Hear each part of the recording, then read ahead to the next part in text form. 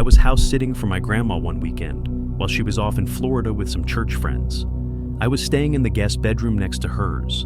This room had 2 twin beds, which my brother and I would use for sleepovers when we were younger. I took the bed near the window, but before I even got into bed, I made sure all the doors were locked. It was still early, and I didn't fall asleep right away. I was just on my phone, scrolling through videos and texting people. That's when I thought I started hearing something strange, a woman's voice saying, "Hello." At first it was faint, but it kept repeating every 10 seconds. I quietly got out of bed and crept toward the front door to listen more closely. The voice seemed to be coming from outside, and I could tell it was a woman's voice. It didn't make sense. Why was someone standing out there, just calling "hello" over and over? I reached the dining room, where the window gave a clear view of the front porch. My grandma's front door doesn't have a peephole, but the window had blinds, and I was able to peek through without being too obvious. When I looked out, I froze. There was a woman standing on the stoop, staring directly at me, as if she knew I was watching her. She had this creepy, unnerving smile on her face. And again, she said, "Hello?" This woman was older, maybe in her late 50s or early 60s, but her smile and the way she was staring made my skin crawl. I stepped back from the window, feeling unsettled. It was midnight. Why was someone just standing there? It didn't make sense. Why wasn't she knocking on the door? Why was she out there, just saying hello like that?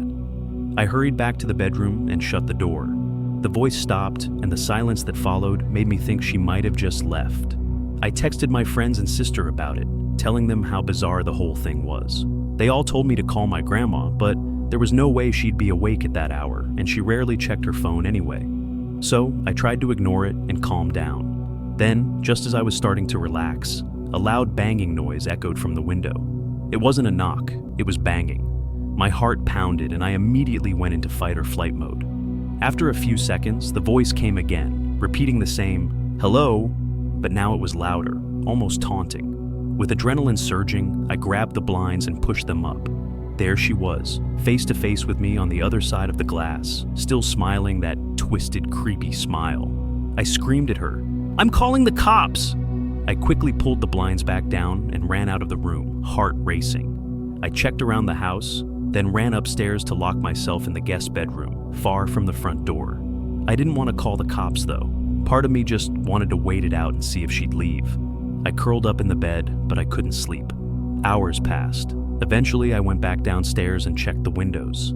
She was gone. The next morning, I called my grandma to tell her what happened. She was frantic on the phone. She told me that a few days before, she'd been watched by a woman at the grocery store. This woman had kept smiling at her, for no reason at all. I didn't know if I should connect the two events, but the way my grandma reacted gave me chills. Could it have been the same woman? I'm still not sure, but something about it doesn't sit right with me. My name is Nicholas, and I'm currently a freshman at Syracuse University, which doesn't exactly sit in the safest area. I just went through a breakup with my first girlfriend, so I started getting back into the online dating scene. I was using Hinge when I found some blonde girl named Stephanie, who I really connected with. She also went to Syracuse. We both liked to read, go to the movies, and we even had the same sense of humor. I suggested we go on a movie date, and she said she'd love to. She told me to meet her at some specific point near campus, and she'd pick me up. So around 9 o'clock, I waited on some corner of a normal neighborhood block, waiting for Stephanie. She asked me to share my location with her, and so I did. A few minutes later, I saw a car turn down the street and start approaching me. Then it stopped in front of me, and the driver rolled down the window. It wasn't Stephanie, though. It was some old random guy. He asked what I was doing alone out here, which was insanely weird, first of all. I said I was waiting for someone. He asked if I was waiting for Stephanie, and I said, yeah. He said he was Stephanie's father and told me to hop in so he could give me a ride to her. I took a good look at him, and he looked a little old to be her father, to be honest. I'm no idiot when it comes to sketchy situations, so I said in a firm voice, "Why didn't you tell me you'd be picking me up?" He claimed he didn't trust a random guy meeting up with his daughter and wanted to meet me first. I took another good look at the man and didn't say anything. I simply started walking away in the opposite direction from where his car was facing. He started yelling, "Hey, hey!" sounding surprised that I was just walking away like that. But I've heard way too many kidnapping stories to know where this could potentially go. I heard the guy's car moving, and I turned to make sure he wasn't doing a U-turn to follow me.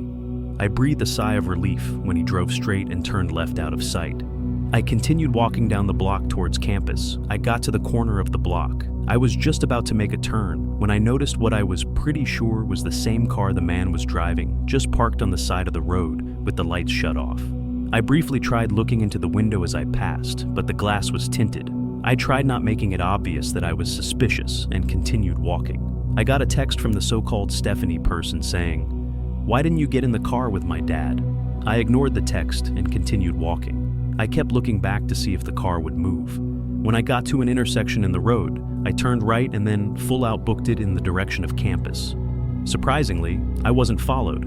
I made it back to campus out of breath and started walking to my dorm building. I felt like I heard footsteps following me though. I thought maybe I was being paranoid.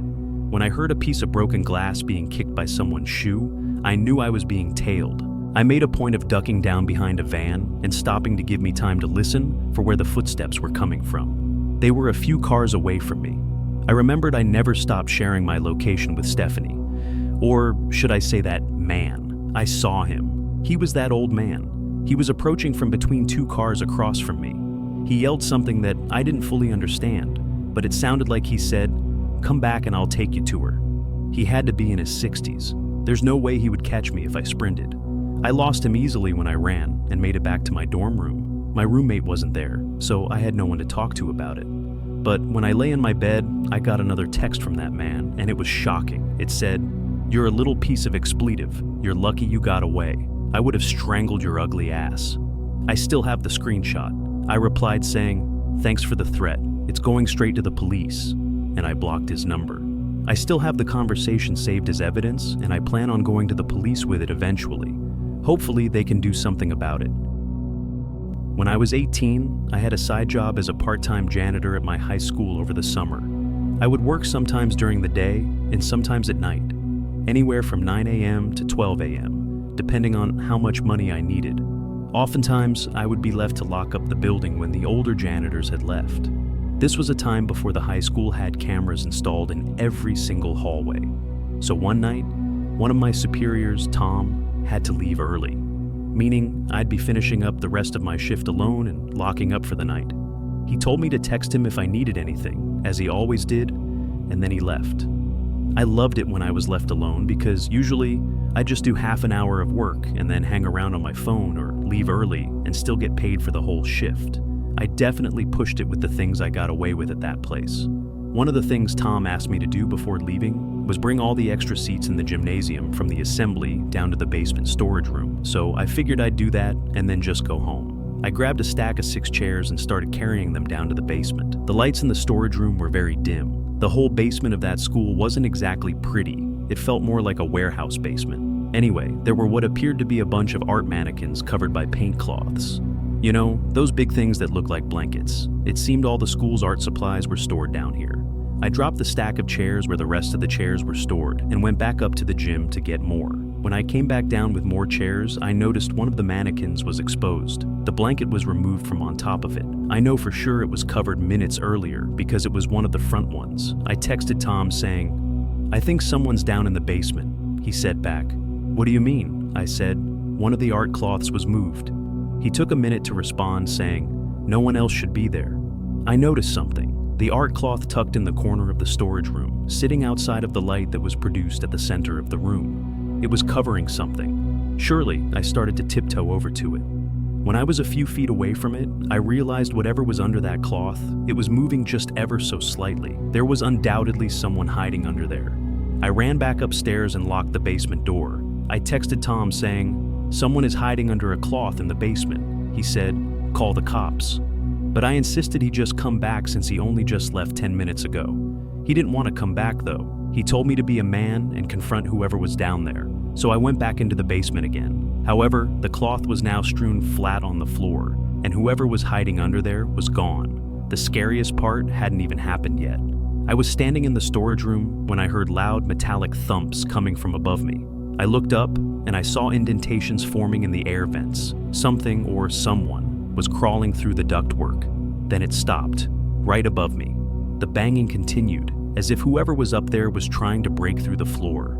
I had no idea what was happening, but in that moment, I was done. I bolted up the stairs, locked up the school, and left. The next day, I told Tom part of the story, just enough to get him off my back. I said I thought I saw something in the corner, but when I went back, it was gone. That was it. I didn't mention anything else. It was my last week there, so I figured it wasn't worth worrying about anymore.